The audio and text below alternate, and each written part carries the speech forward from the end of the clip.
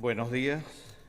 Quiero comenzar por dar las gracias a Demos, al Miami-Dade College, a la ciudad de Miami y a todos ustedes por su presencia. Muy complacido de estar en esta tarima con Beatriz Rangel, amiga de muchos años, y también con Gustavo Tarre y Herbert Torres, compañeros y amigos de toda la vida. Quiero dedicar mi intervención a los presos políticos, a los caídos, a los exiliados, a los expatriados y a todos los compañeros que sufren a Venezuela dentro o fuera de sus fronteras.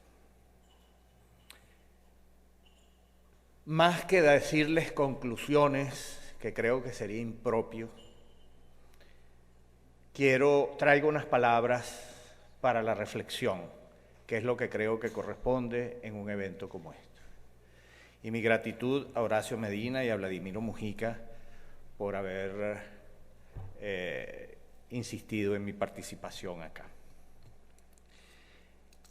Venezuela no era la democracia destinada a servir de paradigma permanente para América Latina y el Caribe. Se cometió el error de concebirla como un estado al cual se llega y a partir del cual se estabiliza, y no como un flujo dinámico que tiene que ser alimentado, adaptado y sostenido, porque poseía y posee factores internos, contradicciones y dinámicas que en determinadas condiciones pueden vulnerarla. El sistema democrático venezolano, nacido en 1958, se instauró y fortaleció como contrapartida de la Revolución Cubana, nacida en 1959. Entre ambos modelos se desarrolló una lucha que perfiló algunas de las características esenciales de ambos procesos. El primero, el venezolano, se estableció con la simpatía de los demócratas latinoamericanos y en combate armado en contra del segundo. Y este segundo, la Revolución Cubana, se consolidó con el apoyo soviético y en el intento de expandirse por la vía de la lucha armada como vía, pensaba Fidel Castro, para consolidar su proceso. Venezuela logró alinear al empresariado, las Fuerzas Armadas, los partidos políticos y las fuerzas democráticas internacionales en una experiencia que inicialmente, para existir y fortalecerse, necesitaba derrotar por la vía de las armas a Fidel Castro. Lo logró, pero a un elevado costo. Se instaló en Venezuela un sistema muy centralizado que podía proclamar algo así como: dentro de la democracia todo, fuera de la democracia nada. Aunque tuvo la sabiduría y la generosidad de admitir el reingreso de los alzados de los años 60, pero también lo hizo en medio del sacrificio de una generación de líderes brillantes de las juventudes políticas de entonces, especialmente de quienes fueron y se apartaron de la Juventud de Acción Democrática y quienes fueron, en sus múltiples expresiones, de las juventudes comunistas. La década de la consolidación democrática de los 60 fue seguida de la década de los altos precios del petróleo con motivo del embargo petrolero de 1973. Con los precios del barril elevados de poco más de $3 a $12, se cuadruplicó el ingreso petrolero y es el momento en el cual el presidente Carlos Andrés Pérez inició una política de gasto público expansivo, amplísima inversión pública y endeudamiento para múltiples proyectos. Fue la Venezuela del pleno empleo, de la exuberancia en el gasto, de la imposibilidad de la asimilación productiva de tantos recursos que crearon las condiciones para un incremento notable de la corrupción.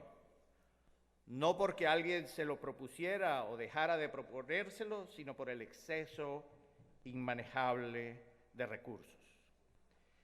Vino la década de los 80 y la crisis de la deuda externa que, contra toda suposición y en el marco del descenso de los precios petroleros, asoló también a Venezuela, con el punto de partida que significó la crisis cambiaria de 1983, cuando la moneda inició su descenso a los infiernos después de décadas de estabilidad. La inflación apareció como fenómeno inédito en el país. La bonanza desapareció. Emergieron los nuevos pobres. La clase media se deterioró. Y al final de la década de los 80, la escasez, el descontento social y el deterioro del sistema político hicieron su aparición. Intentó el presidente Pérez un cambio en su segundo gobierno. Debe recordarse que este periodo presidencial, iniciado el 2 de febrero de 1989, confrontó a los 25 días una rebelión popular de inmenso alcance y repercusión nacional e internacional. No se había aplicado el programa de modernización económica todavía, pero cuando se adoptó ya estaba severamente herido. Los programas de modernización económica y de cambios políticos e institucionales en buena medida fracasaron, más allá de las anécdotas, porque ni la sociedad, ni sus élites, ni su liderazgo estaban en condiciones de aceptar una redistribución masiva del poder, que era lo que en el fondo se necesitaba. El presidente Rafael Caldera intentó volver a las políticas populistas tradicionales de la democracia. No pudo. No había recursos para sostenerla y tuvo que aceptar un acuerdo con el Fondo Monetario Internacional, que era precisamente el símbolo de aquello contra lo cual había propuesto su campaña electoral. El fracaso de Pérez y el de Caldera, los símbolos de la democracia de finales del siglo XX, abrieron las compuertas del régimen encabezado por el presidente Hugo Chávez. Otro fracaso monumental en términos no solo de políticas, sino del país, de su gente y de sus sueños. Hay muchas explicaciones sobre los acontecimientos y hay una pregunta que persigue a los venezolanos y a quienes, no siéndolo, se ocupan de los asuntos del país. ¿Cómo fue posible que la democracia venezolana, a veces tenida como la más vigorosa de la región, se desplomase por voluntad de sus propios ciudadanos? ¿Cómo fue posible que los venezolanos en los albores del siglo XXI hicieran de lado la civilidad construida por décadas para seguir otra vez al caudillo a caballo con charreteras del siglo XIX? Sostengo que fue la incapacidad del sistema político venezolano de entonces para asumir los cambios. Fundamentalmente, la propuesta de reforma del Estado planteada por la Comisión Presidencial para la Reforma del Estado, de la cual orgullosamente formamos parte aquí presentes Herbert Torres, Gustavo Tarre y yo. Fue el no asumir esos cambios propuestos por la COPRE, a mi manera de ver, lo que determinó en lo fundamental la crisis y la muerte del sistema político democrático que prevaleció en Venezuela por 40 años consecutivos. Este programa de reformas fue compartido por algunos líderes, y hay que reconocerlo, entre los cuales destacan notablemente para entonces Carlos Andrés Pérez y Eduardo Fernández, pero no por sus partidos, ya terriblemente desgastados, no por las élites venezolanas que lo apoyaban en forma tibia y circunstancial. En ese programa se planteaban la descentralización, la reforma de los partidos políticos, del sistema electoral, la modernización del sistema judicial, la reforma del diseño y ejecución del proceso de formación de políticas públicas, así como el impulso a la organización y la participación ciudadana. Muchos esfuerzos se hicieron en esa dirección, como el de la descentralización que permitió por primera vez la elección de gobernadores y alcaldes. La reforma del Estado implicaba una redistribución del poder político. La reforma económica implicaba una redistribución del poder económico. La resistencia a esta distribución fue la nuez del asunto.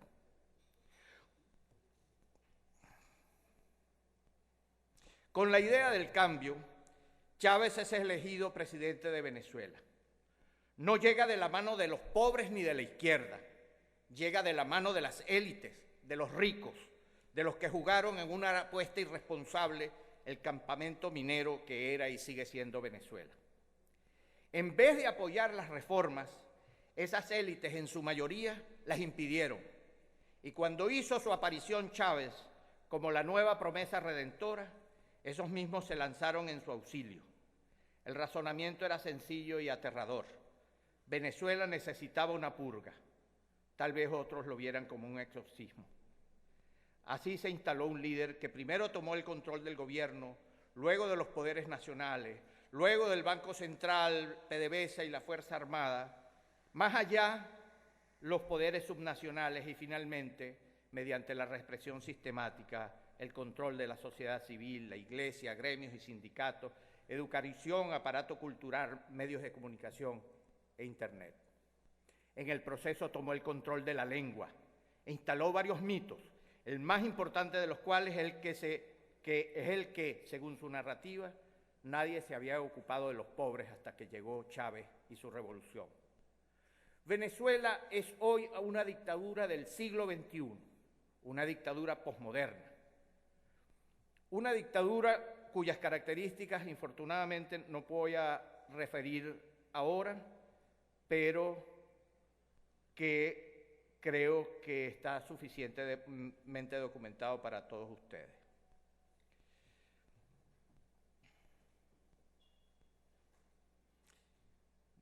El control absoluto del poder impide procesar con parsimonia las contradicciones que se cuecen en todo régimen.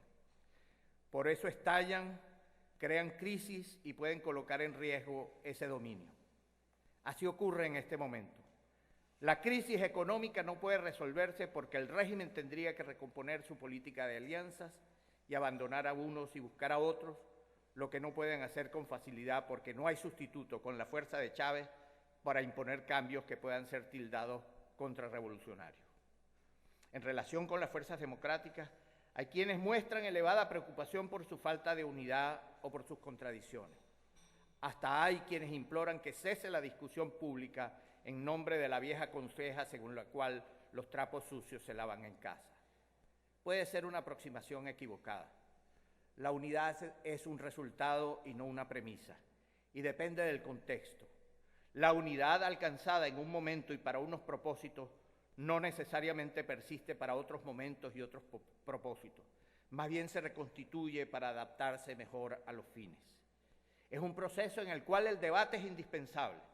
No debe proponerse a las fuerzas democráticas que alcancen a la unidad con métodos antidemocráticos, sobre la base del silencio y la complacencia, aunque siempre debe hacerse fundada en valores de respeto y decencia.